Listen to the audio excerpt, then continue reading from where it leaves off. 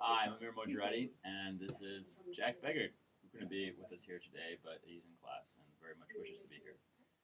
So, this project was a documentary short.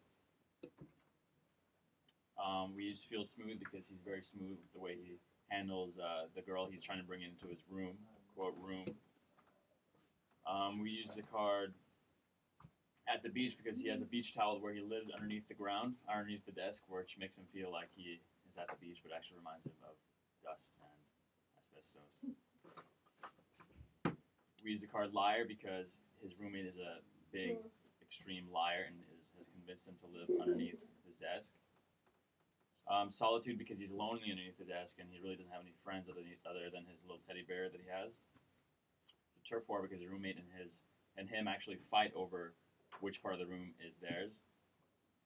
Dust because there's a lot of dust underneath where he lives. In Unwitting Pawn, he's just simply a really, really gullible guy who has been convinced to live there. Involving breaking a rule, they're breaking the roommate agreement contract.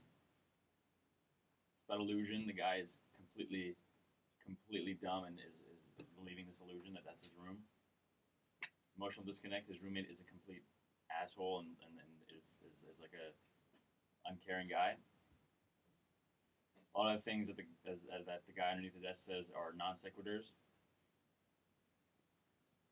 An interview. He's being interviewed for the camera. A false assumption. The character actually believes that he is underneath the desk. Somebody waiting at the beginning. Our character Sarah is actually waiting to be brought into the room by our gullible character. Regarding pride, the character is proud to be living in such a wonderful space, and he thinks that's good for him. He thinks that's good for his spine. Involving a Rubik's Cube, we use a Rubik's Cube on the desk. The narrator, the character actually narrates over much of the documentary.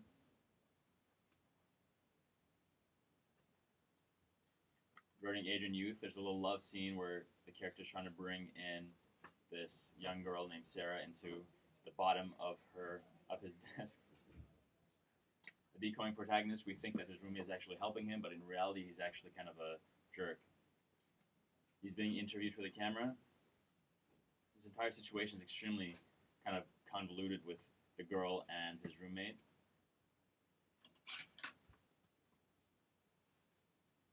He thinks the towel's a beach.